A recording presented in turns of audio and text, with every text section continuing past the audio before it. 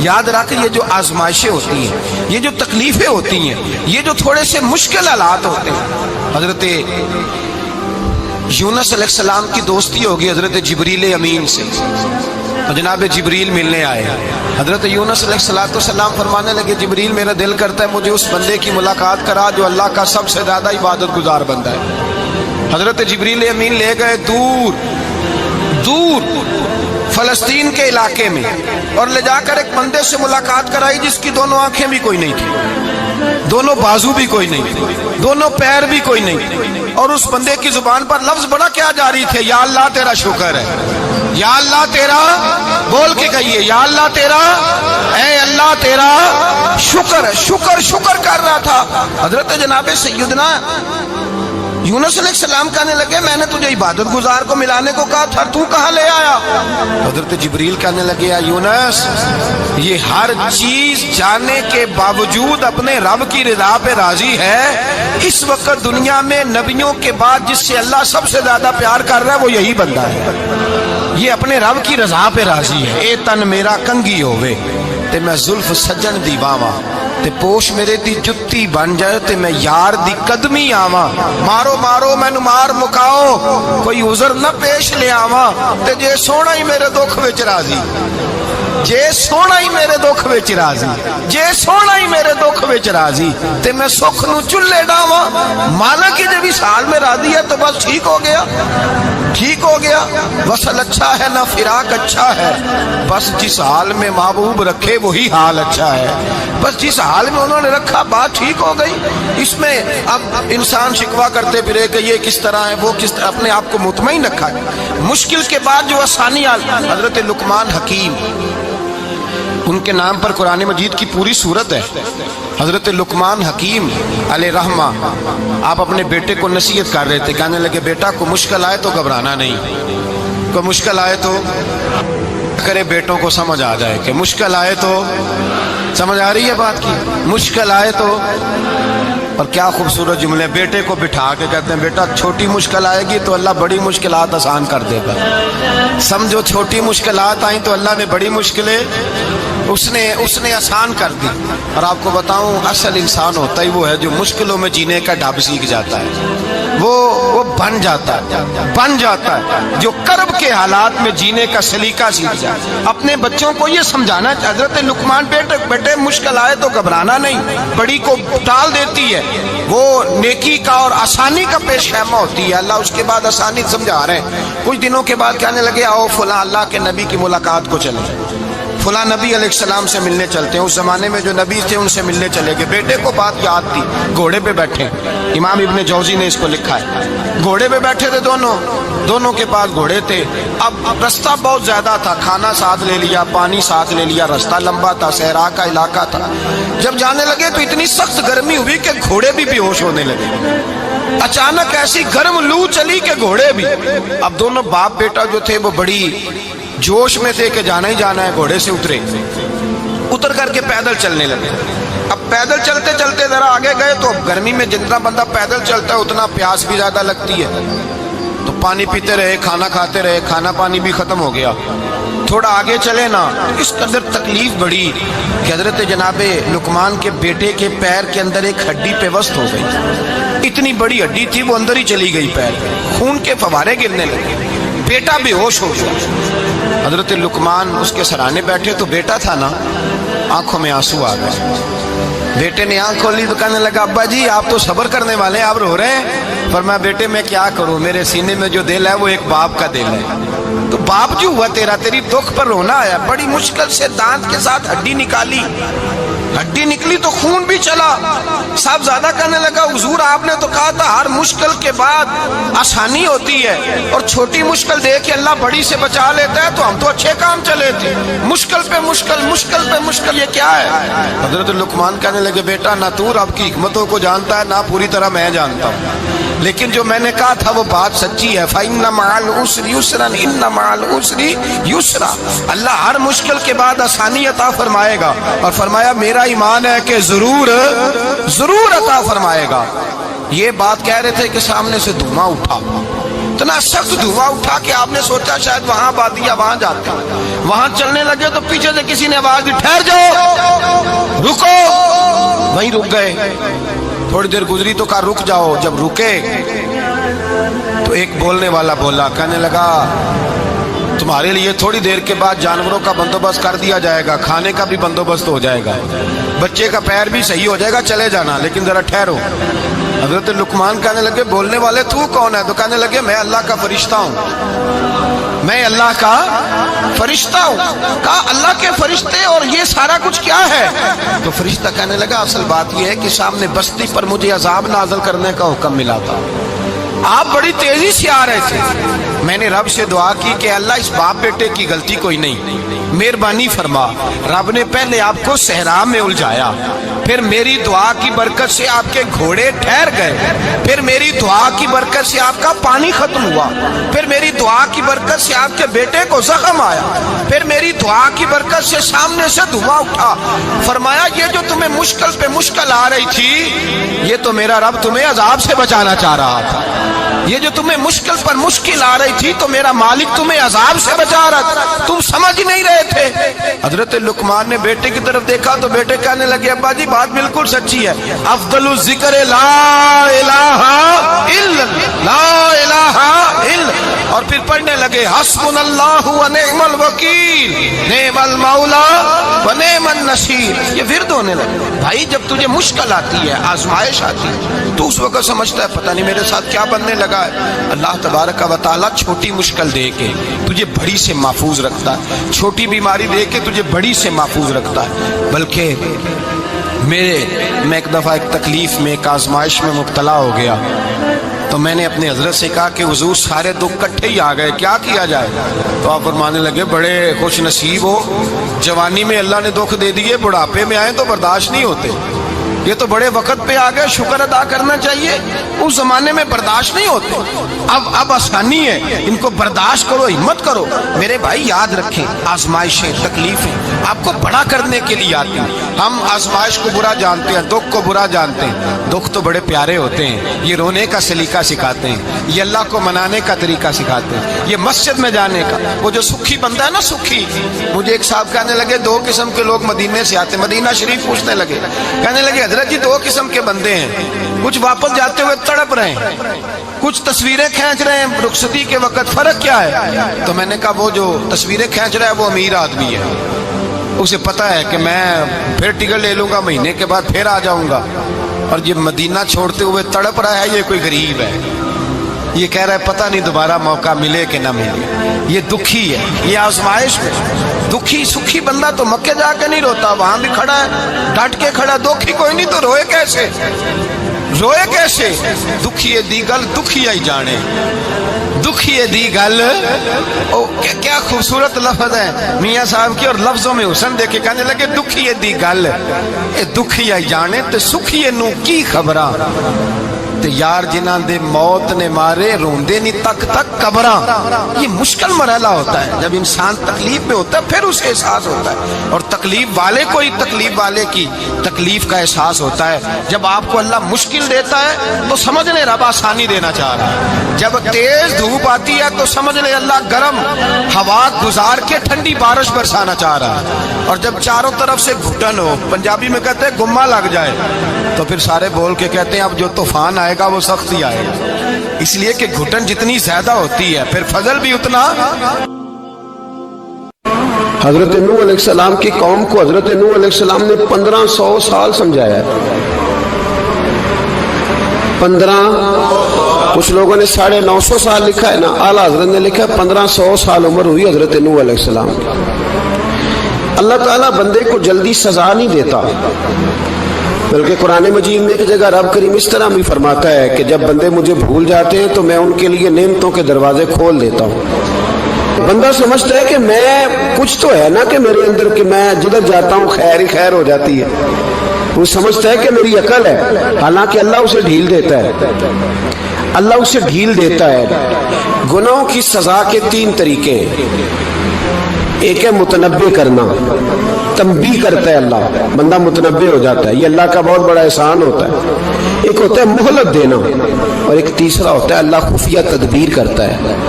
थोड़ा सा समझिएगा, इंसान पर कोई आजमाइश आई, फौरन उसकी छठी इसने कहा कि वो फलां जगह गलती की थी तब ऐसा हुआ है। होता है ना कई दफा, आवाज आती है ना अंदर से, चले बोल दे कुछ नहीं होता आपको, अल्लाह जानता है यहाँ कोई कुछ नहीं कहेगा आपको। और हमारी तो वीडियो भी नहीं घूमती, यानी खबर भी नहीं हो कि किसने हाँ कर दी किसने ना कर दी। आप बगैर टेंशन के बातचीत करें, आज कुछ नहीं होता है इंशाअल्लाह ताला। आती है अंदर से आवाज। मैं आपसे इसलिए इन चीज़ों की तस्दीक कराता हूँ कि बाकियों को भी आती है कि नहीं, इसलिए तस्दीक। कभी कोई किसी जगह इंसान परेशान होता है तो महसूस करता है कि वहाँ मुझसे होता है ना जी, जिसको ये नसीब हो जाए बड़ा खुश नसीब आदमी है। हजरत मौला अली फरमाते हैं, अगर तुझे दुनिया में सजा मिल गई तो तू बच गया है, समझ फिर अल्लाह करम करेगा, आखिरत में सजा नहीं देगा। और ये याद रख ले, वमा असाबकुम मिन मुसीबतिन फबिमा कसबत ऐदीकुम व याफू अन कसीर। अल्लाह फरमाता है दुनिया में तुझे जो भी तकलीफ पहुंचती है वो तेरे हाथों के करतूतों की वजह से पहुंचती। व याफू अन कसीर, फरमाया कसीर गुनाह तो मैं वैसे ही माफ कर देता हूँ। ये जो तेरी जिंदगी में दुख है ना, ये भी मेरी कलील सजाएं हैं। ये कसीर पर सजा, ये कलील है कलील, ये जो तुम्हारी जिंदगी में तकलीफ है। इंसान को सजा मिलती। हजरत फुज़ैल बिन अय्याज़ रहमतुल्लाह ताला अलैह घोड़े पे बैठे थे, घोड़ा शरारत करने लग गया, उछलने लग गया, कूदने लग गया। तो हजरत फुज़ैल बिन अय्याज़ नीचे उतरे, एक कोने में जाके नमाज की नीयत बांध ली, 2 रकात नमाज पढ़ी, फिर देर तक इस्तिग़फ़ार पढ़ते रहे, रोते रहे, दुआ करते रहे। वापस आए, खादिम अर्ज करने लगे, हुजूर समझ नहीं आई, घोड़े ने थोड़ी सी शरारत की, वो बिदका है, आपने उसको छोड़ा है और छोड़ करके आप नमाज में लग गए। तो हजरत फुज़ैल बिन अय्याज़ फरमाने लगे, जब बंदा अल्लाह की नाफरमानी करता है ना, तो जो चीज़ें उसकी फर्मा बरदार होती हैं वो उसकी नाफरमानी करने लग जाती। तो मुझे महसूस हुआ था कि मैंने कहीं अल्लाह की नाफरमानी की है, इसलिए ऐसा हुआ है कि मेरे घोड़े ने मेरी, तो मैं तौबा करने लगा हूँ। और अब देखता हूँ बैठ के भला क्या होता है। मैंने सच्ची तौबा, हालांकि मुझे याद नहीं कि मैं कहाँ बोला, पर खरी और सच्ची तौबा की। दोबारा घोड़े पे बैठे तो घोड़ा बिल्कुल सही होके साथ चलने लग गया। मेरे भाई, जब ये तंबीह है अल्लाह की तरफ से, ये मुतनब्बे किया जाता है कि तू बाद आ जा। बहुत सारी जगहों पे इंसान को वक्ती तौर पर अगर सजा मिल जाए, नबी पाक अलैहिस्सलाम की खिदमत में एक सहाबी आए, बात मजबूत कर दूं, वाकया सुनाया है ना, तो कुछ लोग समझते हैं कि ये वाकया है, तो मैं एक हदीस पाक इमाम बहकी की लिखी हुई अर्ज करता हूँ। नबी पाक अलैहिस्सलाम के एक सहाबी आए और उनका सर फटा हुआ था, खून बह रहा था। सरकार ने फरमाया क्या हुआ? अर्ज की, हुजूर एक औरत जा रही थी, मेरी नजर पड़ी, अभी नजर पड़ी है कि मेरे आगे सुतून आ गया तो मेरे सर पे लग गया। नबी पाक सल्लल्लाहु अलैहि वसल्लम ने फरमाया तेरे लिए खुशखबरी है, अगर दुनिया में तेरी गलती की तुझे सजा मिली है तो फिर रब तुझे कयामत में सजा नहीं देगा।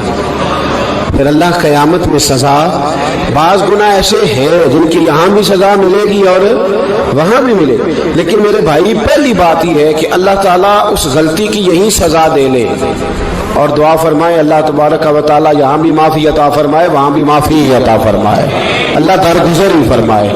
लेकिन मेरे भाई, एक तो ये सजा, एक सजा ये होती है कि इंसान जब गुनाह करने लगता है तो अल्लाह नेमतों के दरवाजे खोलता है, मोहलत देता है। 500 साल तक फिरौन को मोहलत दी। कितने? यहाँ जो 5 साल हुकूमत कर लेता है वो कहता है सबसे काबिल मैं ही हूँ, मुझे मोहलत मिली हुई है। 500 साल मोहलत दी अल्लाह ताला ने। और फिरौन की कौम पर पता अज़ाब किस तरह के आए थे? टिड्डियाँ मुसल्लत कर दी अल्लाह ने। ये घूमती नहीं छोटी सी, हम अपनी ज़ुबान में उसको कुछ लोग मुख्तलिफ नामों से याद करते हैं, कोई मकड़ी कहता है, कोई कुछ कहता है, मुसल्लत कर दी, जाती नहीं। उन पर बनी इसराइल के उन मुकाबिल जो फिरौन की कौम थी उन पर इल्ज़ाम इस तरह का अजाब आया कि मेंढक मुसल्लत कर दी अल्लाह ताला। बर्तन खोलते थे अंदर मेंढक निकलता था, दुनिया की हर दवाई इस्तेमाल करते थे लेकिन मेंढक निकल आता था। थोड़ा सा समझा करें चीज़ों को, हमारे रंग नहीं ज़्यादा गोरे کہ ہم پر عذاب نہیں آتا. کوئی بہت زیادہ اللہ تعالیٰ معاف فرمائے دولت نہیں جمع کرا بیٹھے شاہی خزانے میں کہ ہم سے پوچھا نہیں جائے گا. یہ مہلت ہے, مہلت کو مہلت سمجھو. پھر جب پکڑ آتی ہے نا اللہ کریم کی, میں نے دیکھا ہے کروڑوں روپیہ 6 اولادیں. ایک شخص کے بچے باہر سے آ رہے تھے, وہ بندہ بیمار تھا. مجھے کہنے لگا حضرت جی دعا کریں میں ان کے آنے سے پہلے مر جاؤں ورنہ آ کے مجھے مار دیں گے. دعا کریں. اتنی بے سکونی, کروڑوں روپیہ پڑا ہے تو یہ عذاب نہیں؟ کوئی ضروری ہے کہ پتھر برسیں گے تو سمجھ آئے گی؟ یہ جو سگا بیٹا بوڑھے باپ کے قریب سے گزر جاتا ہے, سلام نہیں لیتا تو اس کو عذاب نہیں سمجھتے؟ یہ جو امت کی بیٹیاں, امت کی بچیاں, ہماری بچیاں ایک سال کے اندر 75,000 ہزار بچی ایک ڈویژن سے بھاگ کے شادی کر رہی ہے, اور ایک صوبے سے. تو اس کو آپ اللہ کا عذاب نہیں سمجھتے؟ یہ معمولی بات ہے. نہیں ہمارے رنگ ہو رہے, ہم بڑے سمارٹ ہیں.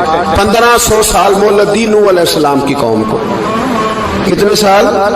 بول کے بتائیے, بول کے دوبارہ بولیے.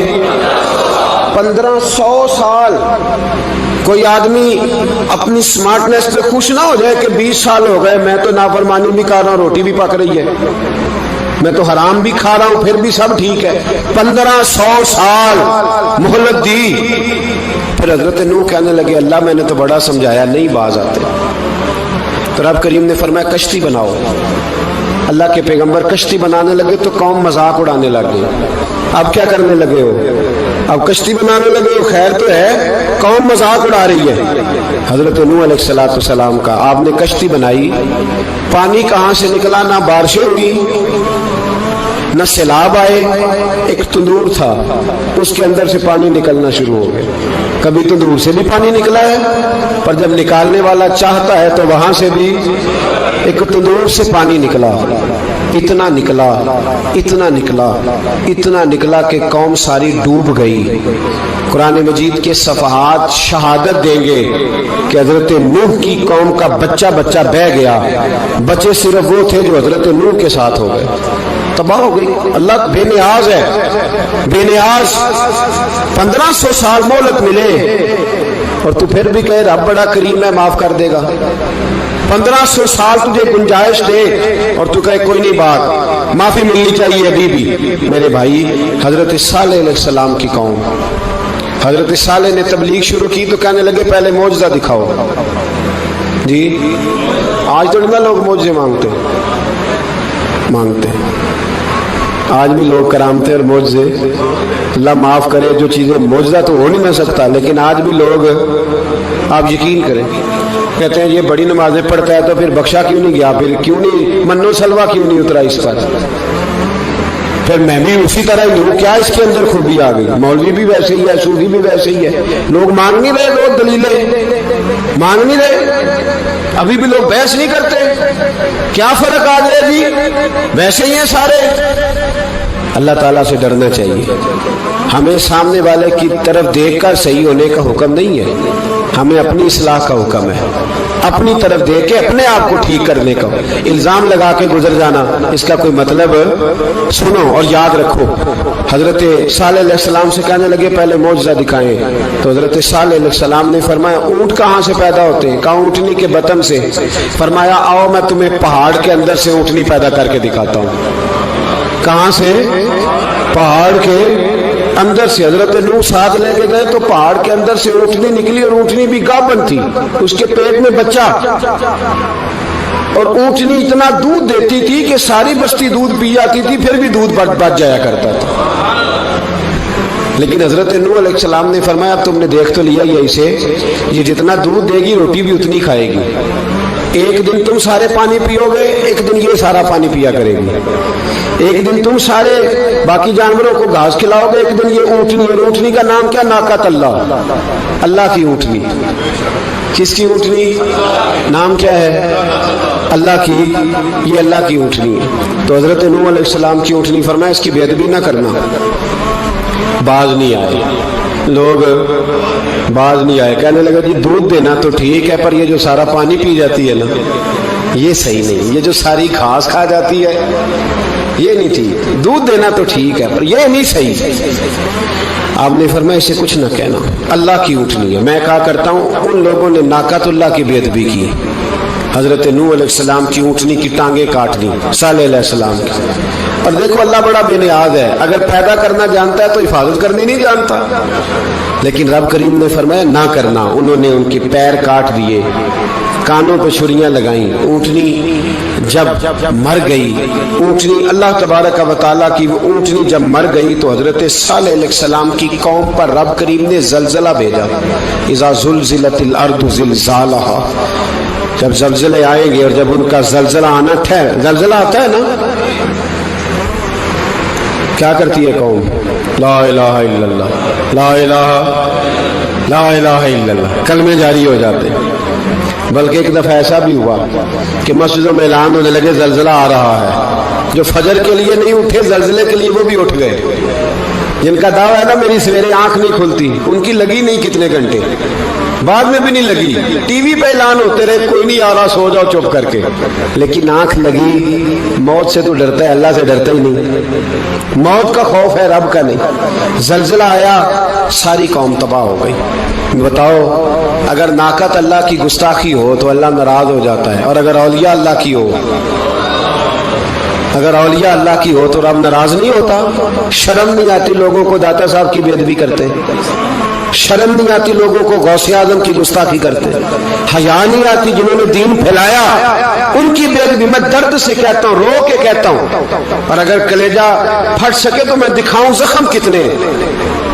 ایک حج کے موقع پر ایک بابا جی, اس سال 4,80,000 روپے کا پرائیویٹ حج تھا, اور بابا جی کی کیفیت کمزور تھی, بیچارے بیمار تھے. اس کے باوجود وہ گئے. بوڑھے آدمی, جا کے بیٹھیے, بزرگ, اور کتنی مشکل ہے وہاں مینا, مزدلفہ, عرفات, طواف زیارت, کتنا مشکل کام ہے طواف زیارت کرنا, طواف وداع کرنا. کس کٹھن سے حج کیا, بڑھاپے میں, پیسے نہیں لگائے. اور جب وہ روضہ رسول پہ گئے صلی اللہ, اور انہوں نے جا کے نبی پاک صلی اللہ علیہ وسلم کے روزے کی طرف منہ کر کے درود شریف پڑھا تو ایک ملا نے اٹھ کے کہہ دیا تو مشرک ہے. تو میری روح کانپی. میں نے کہا تجھے شرم نہیں آئی, حیا نہیں آئی؟ اس کی عمر دیکھ, کس بڑھاپے میں کہاں سے چلا, کہاں آیا. یہ مشرک ہوتا تو کسی مندر میں جاتا, یہ مشرک ہوتا تو کسی گرجے میں جاتا. یہ مشرک نہیں, یہ مومن ہے. اور یہ وہ والا مومن ہے جس کے سینے میں دل جب دھڑکتا ہے تو خالی دھڑکتا نہیں, ساتھ وہ محمد عربی پہ درود و سلام بھی پڑھتا ہے. شرم نہیں آتی لوگوں کو, اتنی بڑی گستاخی کرتے. جو روزہ رسول پہ آیا مشرک ہے. میں نے تو ایک مولوی کو صاف صاف کہا تھا, میں نے کہا اگر میں مشرک ہوں تو نکالو, مشرک کا داخلہ تو یہاں ویسے ہی منع ہے. شرم نہیں آتی, اپنی زبان کا ایک پاس کرو کچھ. اتنا ظلم, اتنی بڑی فرقہ واریت امت میں, اتنا امت کو تقسیم کرتے ہو, تمہیں شرم نہیں آتی. جہاں سے اتحاد کا پیغام دینا چاہیے وہاں سے تم لوگوں کو فرقے کا پیغام دیتے ہو, ایک مقصود فرقے کی تبلیغ کرتے ہو. خدا را, تو میں کہہ رہا ہوں ناقت اللہ کی بے ادبی پہ عذاب آتا ہے, تو اولیاء اللہ کی بے ادبی پہ نہیں آتا. داتا صاحب ساری زندگی تبلیغ کرتے رہے, ایک آدمی نے اٹھ کے کہہ دیا جناب وہ تو شرک کا اڈا ہے, تو رب کریم ناراض نہیں ہوتا ان باتوں سے. ہمیں خیال کرنا چاہیے, اللہ سے ڈرنا چاہیے. ان چیزوں سے عذاب آتا ہے اور آ رہا ہے. اللہ تعالی ہمیں محفوظ فرمائے. اللہ ہمیں اس سے, قوم لوط پہ بھی عذاب آیا. ہم جنس پرستی, مرد مردوں سے بدکاری کرتے. حضرت نوح نے سمجھایا کہ یہ کام درست, فطرت کے خلاف ہے, یہ کام درست نہیں. جب انسان یہ کام کرتا ہے تو زمین اور آسمان کانپتے ہیں. اب میں کیسے کھول کے بتاؤں, میرے پاس اعداد و شمار ہیں کہ پاکستان کے اندر اس کام کی کیفیت کیا ہے اور کس طرح کر کے لوگ, میں تو رونا روتا رہتا ہوں داڑھی کا. لوگ کئی دفعہ کہتے ہیں حضرت صاحب پہلے بھی آئے تھے تو داڑھی کی بات, پھر بھی آئے تو داڑھی کی بات. تو میں رونا روتا ہوں, اس لیے روتا ہوں کہ جو کلین شیو نوجوان ہوتا ہے وہ امرد کے حکم میں ہے, اس پر وہی حکم لگتا ہے جو عورت پہ لگتا ہے. اس کے ساتھ مرد کا اٹھنا بیٹھنا اسی طرح ناجائز ہے جس طرح عورت کے ساتھ۔ حضرت جنید بغدادی رحمت اللہ تعالیٰ علیہ کے سامنے ایک شخص نے کہا وہ کتنا خوبصورت نوجوان جا رہا ہے، تو آپ فرمانے لگے تو حافظ قرآن نہیں؟ کہا ہاں۔ فرمانے لگے جا اپنے حفظ کی خیر بنا۔ وہ شخص کہتا ہے میں نے اس بغیر داڑھی والے کلین شیو نوجوان کو بری نظر سے دیکھا، مجھے قرآن پاک ہی بھول گیا، سارا قرآن پاک بھول گیا۔ اور کتنے سال میں دعائیں کرتا رہا، بیت اللہ کے طواف کرتا رہا، میں یاد بھی کرتا تو نہیں ہوتا۔ کیسے اب تو ہمارا نعت کہاں بیوٹی پارلر سے ہو کے آتا ہے، ہم کسی اور کو کیا پیغام دیں؟ وہ پیغام، وہ نظام، وہ طریقہ کار جس کا حکم تھا شریعت میں، قوم لوط پر عذاب آیا۔ صحیح بیٹھتے ہوں گے بچے جو موٹر سائیکلوں پہ بیٹھتے ہیں، میں نے گجرانوالہ کی سڑکوں پہ بچوں کو، نوجوانوں کو جو تماشے کرتے سر عام دیکھا ہے تو مجھے ڈر لگتا ہے۔ اور کوئی روکنے والا نہیں، شغل ہو رہا ہے، ہنس رہے ہیں، اور سامنے عورتیں بھی ہیں، سب ہو رہا ہے۔ کتنی تکلیف کی بات۔ حضرت نوح کی قوم یہ کام کرتی تھی، قرآن پاک نے بیان کیا ہے۔ حضرت نوح نے سمجھایا، فرمایا رب کریم نے تمہیں اپنی خواہش پوری کرنے کے لیے جائز طریقہ عطا فرمایا، عورتوں سے نکاح کرو، اور اس نکاح کی برکت سے جو اللہ تمہیں اولاد دے گا اس کو اللہ تبارک و تعالیٰ تمہارے لیے باعث بخشش بھی فرمائے گا۔ لیکن جب قوم نہ مانی تو جو قوم میں لوط کا عمل کرے اس کا علاج قرآن نے بیان فرمایا کہ آسمان سے پتھر برسیں گے۔ پھر پتھر برسے اور جن کے بڑے بڑے اچھے دماغ تھے ان کے دماغ چکنا چور کر دیے گئے، تباہ کر دیے گئے، ان کے دماغ زمین پر بچھاڑ دیا گیا۔ اللہ مہلت دیتا ہے، لیکن اس کا مطلب یہ نہیں کہ انسان توبہ ہی نہ کرے۔ حضرت شعیب علیہ السلام کی قوم پر بھی عذاب آیا، اس لیے کہ بددیانتی کرتی تھی، ناپ تول میں کمی کرتی تھی۔ میں نے کہا تھا شب قدر کی رات کہ یہ کوئی تماشا ہے کہ شب رات آئی تو ساری رات روتے رہے، یا اللہ معاف کر دے، یا اللہ معاف کر دے، رو رو کے چیخے مار مار روئے۔ شب قدر آئی تو پھر چیخے ماری، ساری رات روئے۔ تو جس بندے کا پروگرام ہی نہیں سویرے بدلنے کا، دکان پہ بیٹھ کے پھر وہی ناپ تول میں کمی، پھر وہ اللہ تعالیٰ معاف کرے۔ میں ایک مضمون پڑھ رہا تھا تو وہ فوڈ کے اسپیشل لوگ میں لکھا تھا مہربانی کرو ملاوٹ ہی اچھی چیز کی کر لو، مرچ میں کیری تو نہ ملاؤ اینٹوں کی، وہ تو بیمار کرتی ہے، وہ تو خون کی آنتوں کو روک دیتی ہے۔ وہ کہنے لگا، اور وہ کہتا میں تمہیں بتاتا ہوں کون کون سی چیز ملائی جا سکتی ہے، وہ ملا لو۔ خدا را اس قوم پہ رحم کرو، مہربانی۔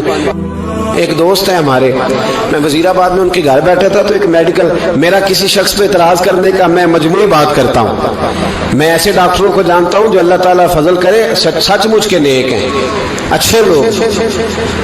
تو بچے کا میڈیکل سٹور ہے، تو والد بیمار ہو گیا تو کہتا ہے ابا جی ڈاکٹر صاحب نے کہا آپ کو ڈرپ لگنی ہے، تو سگے باپ کو ڈرپ لگانے لگا تو باپ کیا کہتا ہے پتر تیری مہربانی مینوں کوئی اصلی لائی، وہ نہ لائیں جڑی لوکاں نو لانا ہے۔